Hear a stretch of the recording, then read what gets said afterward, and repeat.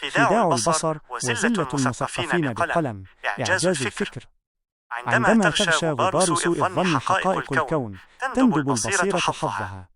إن أكبر مأساة في تاريخ البشرية ليست في خداع الجاهل، بل في إضفاء المثقفين ثوب الحقيقة على هذا الخداع وغرسه في عقول الأجيال. والمثال على ذلك طائر النعامة. قبل قرون وقع نظر مسافر في الصحراء على نعامة. رأى ذلك الطائر الضخم القادر بضربة واحدة من قدمه على كسر فك الأسد واقفا بلا حراك، وقد غرس رقبته في حفرة من الرمل. ثارت في ذهن المسافر موجة من سوء الظن. يا للأسف، جسد ضخم نفس جبانة. هل أخفى رأسه في الرمل خوفا من الصياد كي لا يرى العدو؟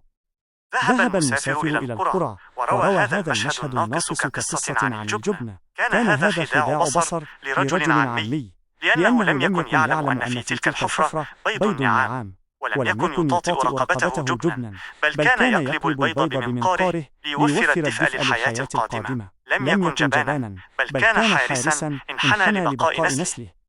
لكن الجانب المؤلم بدأ عندما خرج هذا الخبر من الشوارع ليصل إلى أروقة العلم والمعرفة.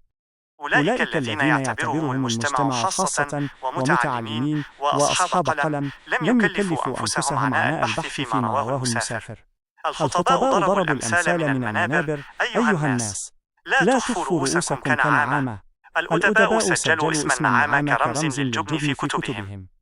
المثقفون صاغوا الفلسفات بأن الكائن الجبان يغمض عينيه ويظن أن الخطر قد زال.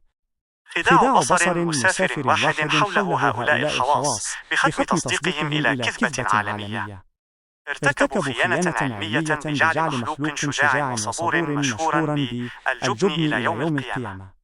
الخلاصة: رسالة البصيرة عندما تتفتح أسرار هذه القصة تعطينا درسا. 1. خداع الظاهر ما اعتبره العالم إخفاء للرأس كان في الحقيقة رعاية للنسل.